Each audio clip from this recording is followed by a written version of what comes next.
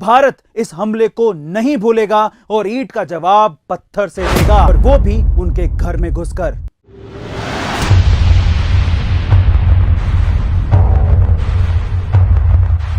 एक ऐसा भारतीय जिसने खुलेआम पाकिस्तान को मुंबई के बदले बलूचिस्तान छीन लेने की चेतावनी देने से गुरेज नहीं किया। एक ऐसा जासूस जो पाकिस्तान के लाहौर में 7 साल खुफिया एजेंट बनकर अपने देश की रक्षा के लिए प्रतिबद्धित रहा। एक ऐसा भारतीय जिसने अपना पूरा जीवन देश को समर्पित कर दिया। जी हां दोस्तों, आज हम बात करने वाले हैं इंडिया के रियल जेम्स बॉन्ड और देश के सुरक्षा सलाहकार अजीत डोभाल की। उन्होंने अपना जीवन साल 1968 से ही देश की सेवा में लगा दिया। 1968 में केरला कैडर के लिए चुने जाने के बाद अजीत डोभाल की पहली पोस्टिंग केरल राज्य में ही हुई थी। अभी लगभग 1.5 साल ही हुए थे और कन्नूर जिले में थालासेरी के अंदर सांप्रदायिक दंगे भड़क गए, जिसे वहां के तत्कालीन पुलिस अधिकारी कंट्रोल नहीं कर पा रहे थे। तब केरल सरकार ने अजीत डोभाल को थालासेरी भेजने का निर्णय लिया था। वहां पहुंचकर उन्होंने मात्र 2 दिन में ही न सिर्फ दंगों को समाप्त कर दिया, बल्कि उन दंगों के दौरान लूटे गए सारे माल को बरामद करके उनके असली हकदार को वापस भी लौटा दिया। इससे उनकी छवि एक दबंग पुलिस अफसर के रूप में उभर कर सामने आई थी। अब इस सफलता के बाद अजीत डोभाल को 1972 में दिल्ली बुला लिया गया था। वहां उन्हें आईबी में नियुक्त किया गया। ज्वाइन होने के बाद उनकी पोस्टिंग मिजोरम में हुई थी और यह पोस्टिंग उन्होंने खुद मांगी थी, क्योंकि उस वक्त मिजो नेशनल फ्रंट का विद्रोह चरम पर था। मिजो विद्रोहियों ने मिजोरम को स्वतंत्र घोषित करके भारतीय सेना के खिलाफ युद्ध छेड़ रखा था। हिंसा बहुत ही ज्यादा हो रही थी। पुलिस और सेना पर लगातार हमले हो रहे थे, क्योंकि पाकिस्तान मिजो विद्रोहियों को हथियार सप्लाई कर रहा था।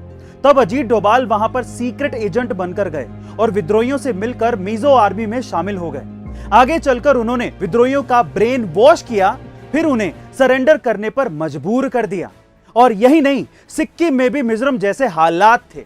अजीत डोभाल ने अच्छी तरह से संभाला भी और 1975 में सिक्किम को भारत में शामिल भी कर लिया। सिक्किम को भारत में शामिल करने में अजीत डोभाल का बहुत ही अहम हाथ था। अब मिजोरम और सिक्किम के योगदान की वजह से अजीत डोभाल को प्रेसिडेंट पुलिस मेडल के अवार्ड से सम्मानित किया गया। इस मेडल की खास बात यह है कि यह मेडल 14 साल की सर्विस के कंप्लीट होने के बाद दिया जाता है, लेकिन अजीत डोभाल को मात्र 7 साल की सर्विस में ही यह मेडल मिल गया। 1975 में उन्हें इस मेडल से सम्मानित किया गया।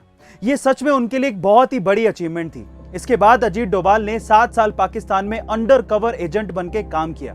इसके लिए उन्होंने प्रॉपर ट्रेनिंग भी ली थी। एक बार वो पकड़े जाने से बाल बाल बच गए।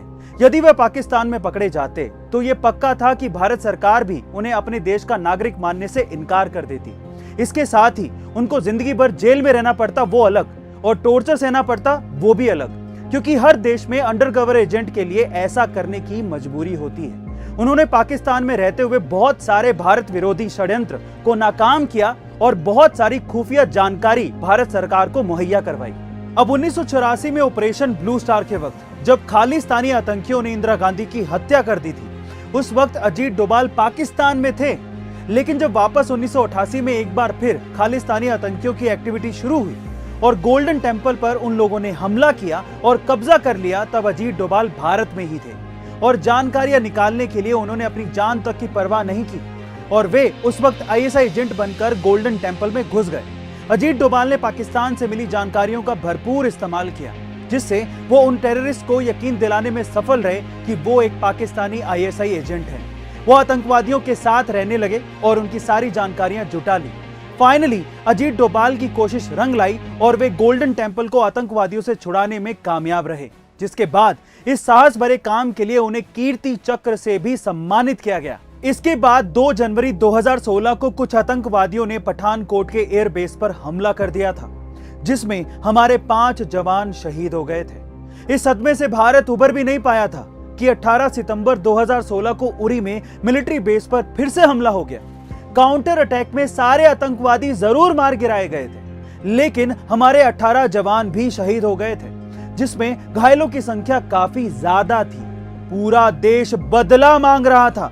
भारत सरकार ने भी ये साफ कर दिया था कि भारत इस हमले को नहीं भूलेगा और ईंट का जवाब पत्थर से देगा। अब वक्त था डिफेंसिव ऑफेंस को सही मायने में यूज करने का, और अजीत डोभाल के मन में ऐसा ही कुछ चल रहा था। उन्होंने इंटेलिजेंस ब्यूरो, डीआरडीओ और रो की मदद से हाईटेक टेक्नोलॉजी का प्रयोग किया। ऐसा करके उन्होंने आतंकियों की जानकारी हासिल की और उनके लॉन्च पैड ढूंढ निकाले, जिसके बाद सर्जिकल स्ट्राइक का प्लान उनके दिमाग में आया। इसके लिए कमांडोज को पूरी तरह से ट्रेंड करके भेजा गया और पीओके में घुसकर हमारे कमांडोज ने आतंकवादी लॉन्च पैड को उड़ा दिया। सर्जिकल स्ट्राइक पूरी तरीके से सफल रही। उरी हमले में शहीद हुए जवानों का बदला हमने लिया, और वो भी उनके घर में घुसकर। इसके बाद 14 फरवरी 2019 में पुलवामा में सीआरपीएफ के जवानों पर आतंकवादी हमला हुआ। इस बार भी देश बहुत ज्यादा गुस्से में था। सीआरपीएफ के 40 जवान मारे गए थे। बदला लेने की पूरी जिम्मेदारी एक बार फिर से अजीत डोभाल पर थी। सरकार की तरफ से पूरी छूट दी गई थी, लेकिन इस बार की जवाबी कार्रवाई आसान नहीं थी। जैश ए मोहम्मद का बेस इंडियन बॉर्डर से 60 किलोमीटर अंदर था। भारतीय सेना को हमला करने में काफी परेशानी हो सकती थी, इसीलिए मिराज 2000 की मदद से अटैक करने की योजना बनाई गई। इंटेलिजेंस से मिली जानकारी के अनुसार बालाकोट में 300 मोबाइल एक्टिवेट थे। इसका मतलब वहां काफी संख्या में आतंकवादी मौजूद थे। 26 फरवरी 2019 को सुबह 3 बजे फाइटर प्लेन ने उड़ान भरी और बालाकोट में करीब 1000 किलोग्राम के बम दाग कर सारे आतंकवादी खत्म कर दिए गए, जिससे पुलवामा का बदला पूरा हो गया और सारे फाइटर प्लेन अपने बेस पर सुरक्षित वापस आ गए।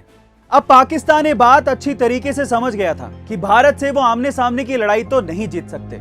इसीलिए कश्मीरी बच्चों का ब्रेन वॉश करके उन्हें आतंकवादी बनाने की साजिश हमेशा से रची गई।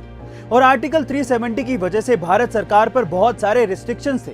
इसी वजह से कश्मीरी युवाओं का विकास नहीं हो पा रहा था और उन्हें मेन स्ट्रीम में लाना बहुत ज्यादा जरूरी था। 2019 के बाद अजीत डोभाल ने 3 महीने तक कश्मीर की समस्या का अध्ययन किया। ऑपरेशन ऑल आउट में भारतीय सेना ने सैकड़ों आतंकवादियों को मार गिराया, लेकिन डोभाल की माने तो वो आतंकवाद के खिलाफ कुछ बड़ा करना चाहते थे। वो था आर्टिकल 370 और 35A संविधान से हमेशा हमेशा के लिए हटाना। और उन्होंने भारत सरकार के साथ प्लानिंग करके आर्टिकल 370 और 35A को संविधान से पूरी तरीके से हटा दिया, जिससे जम्मू कश्मीर भारत का हर तरीके से अभिन्न अंग बन गया। कश्मीर की जनता को अपने साथ लेने के लिए अजीत डोभाल ने बिना अपनी जान की परवाह किए उनसे बात की और बिना किसी हिंसा के कश्मीर को भारत से अलग करने वाली इन धाराओं को हटा दिया। दोस्तों, अजीत डोभाल के बारे में जितना कहें उतना कम है। उन्होंने देश के लिए जितना किया है वो करने के लिए हिम्मत चाहिए। अब तो आप समझ ही गए होंगे कि वे क्यों भारत के जेम्स बॉन्ड कहलाते हैं। और अंत में हम सभी को मिलकर ऐसे वीर योद्धा को भारत सरकार से भारत रत्न दिलाने का आग्रह करना चाहिए। अगर आपको भी ये लगता है कि वाकई में अजीत डोभाल को भारत रत्न मिलना चाहिए तो कमेंट सेक्शन में जरूर लिखिएगा और हमें यह भी बताइएगा कि आप कौन से स्पेशल टॉपिक पर मुझसे वीडियो चाहते हैं। गाइस, ऐसे ही इंफॉर्मेटिव वीडियोस के लिए शेयर, सब्सक्राइब एंड लाइक। मिलता है अगली वीडियो में।